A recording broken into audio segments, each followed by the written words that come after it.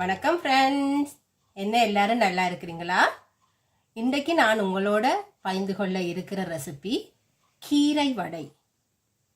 அதுதான் நான் இன்றைக்கு உங்களோட பகிர்ந்து கொள்ள இருக்கிற ரெசிபி. வாங்கோ இந்த கீரை வடை செய்யறதுக்கு என்னென்ன தேவைன்னு பார்க்கலாம். அதுக்கு முதல் என்னுடைய ஸ்மைல் பி பாசிட்டிவ் சேனலை சப்ஸ்கிரைப் பண்ணலையேண்டா சப்ஸ்கிரைப் பண்ணிக்கொள்ளுங்க. அருகில் இருக்கிற பெல் ஐக்கனையும் கிளிக் பண்ணிக்கொள்ளுங்க.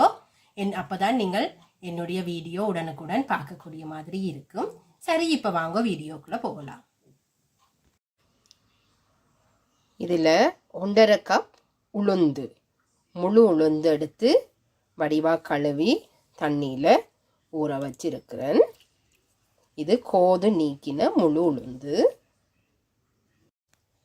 ஃப்ரெண்ட்ஸ், நான் இப்போ இதில் போட்டு வெங்காயம், பச்சை மிளகாய், கருவேப்பிலை, சீரகம் இவ்வளவும் போட்டு கொஞ்சம் கோல்டன் ப்ரௌன் வர்றது மாதிரி நான் இதை கொஞ்சம் வதக்கி எடுக்க போகிறேன். அப்படி கொஞ்சம் வதக்கிட்டு நீங்கள் வடைக்குள்ளே போட்டு மிக்ஸ் பண்ணிவிட்டு பிறகு வடை சுட்டா இன்னும் சுவை கொஞ்சம் அதிகமாக இருக்கும்.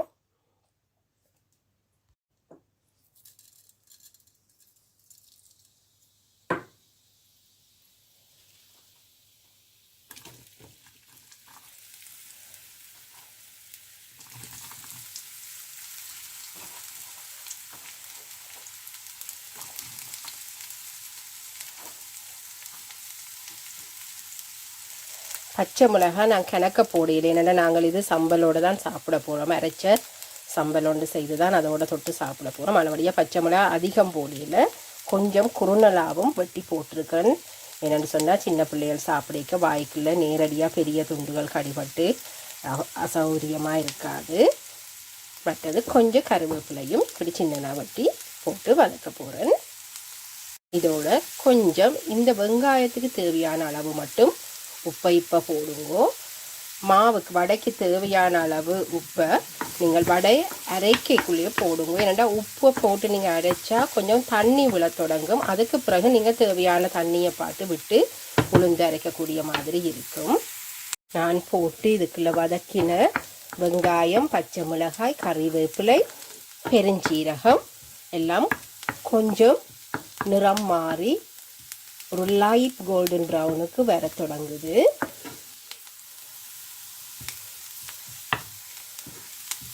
இந்த பதம் எங்களுக்கு போதுமானது நாங்கள் வடைக்குள்ளே போட்டு இதை மிக்ஸ் பண்ணுறதுக்கு. நான் இப்போ இந்த உளுந்தோட 1/2 டீஸ்பூன் உப்பும் இதில் பாருங்க ஒரு கொஞ்சம் இஞ்சி துண்டு இப்படி வெட்டி அதையும் போட்டு அடிக்க போகிறேன். நான் சின்னனா வெட்டி போடுறேன்டா போடலாம், ஆனால் நான் அப்படி போட விரும்பலை. ஏனண்டா சில பேருக்கு அப்படியே பெரிய துண்டை வாயில் கடிப்படுறது அவ்வளோத்துக்கு பிடிக்காது.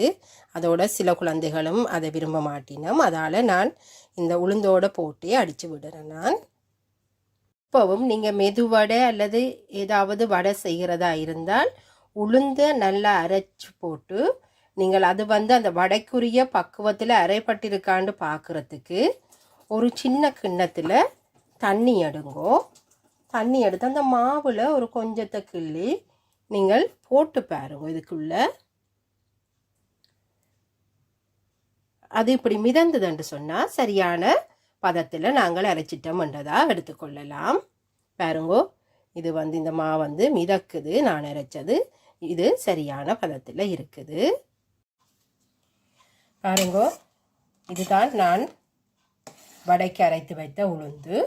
இப்போ இதுக்குள்ள முதல்ல தாளித்து எடுத்த வெங்காயம், பச்சை மிளகாய், கருவேப்பிலை, மற்றது பெருஞ்சீரகம் இந்த மிக்ஸையும், மற்றது கீரை நான் முதல்லையே அரிந்து வைத்திருந்த கீரை இது நான் அரிந்து கொஞ்ச நேரம் அந்த தண்ணி போக உலர்த்தி விட்டிருக்கிறேன். என்னென்னு சொன்னால் பிறகு இதுக்குள்ளே போடுற நேரம் கூட தண்ணியாக அந்த மிக்ஸ் மாறிடக்கூடாதுன்றதுக்காக. பாருங்க, நான் உண்மையிலேயே நிறைய கீரை போட்டு தான் செய்கிறேன். நான் அது இன்னும் சுவையாகவும் இருக்கும். பிள்ளைகளுக்கு, பெரியவர்களுக்கு, எல்லாருக்குமே இது சத்தாகவும் இருக்கும். இவ்வளவு கீரையும் போட்டு நான் இதை இந்த மிக்ஸ் பண்ண போகிறேன்.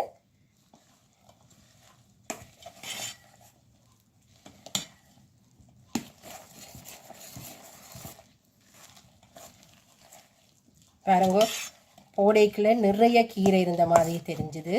இப்போ ஒன்றையுமே வெளியில் காணாத அளவுக்கு எல்லாம் அந்த உளுந்தோட கலந்துட்டுது.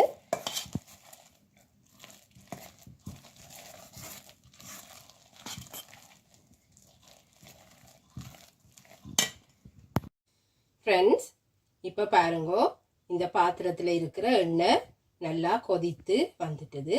நான் இப்போ இந்த வடையை ஒவ்வொன்றா போட போகிறேன்.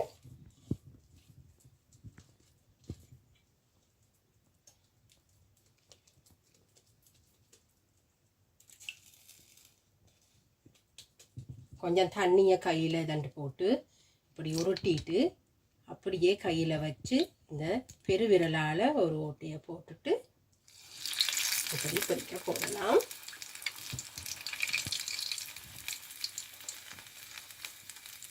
நான் ஒரு அளவான சைஸில் தான் செய்கிறேன். சில பேர் இதை விட பெருசாகவும் செய்கிறவ. நான் இதை ஒரு அளவான சைஸில் தான் நான் போடுறேன்.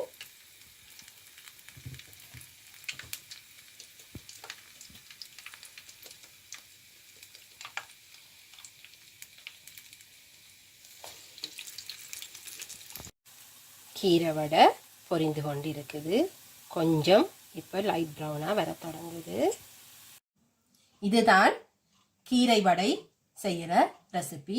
பாருங்கோ என்ன வடிவா இந்த கீரை வடை வந்திருக்குண்டு. நீங்களும் உங்களோட வீட்டில் இதை செய்து பாருங்க. மிகவும் இலகுவான முறைதான். பெரிய காம்ப்ளிகேட்டடான விஷயங்கள் எதுவுமே இல்லை. உங்களோட இந்த வீடியோ உங்களுக்கு பிடிச்சிருந்தா ப்ளீஸ் லைக் பண்ணுங்கோ, ஷேர் பண்ணுங்கோ, உங்களோட கமெண்ட்ஸை எனக்கு அனுப்புங்கோ. மீண்டும் இன்னும் ஒரு வீடியோவில் உங்களை சந்திக்கிற வரைக்கும் தேங்க்யூ. Bye.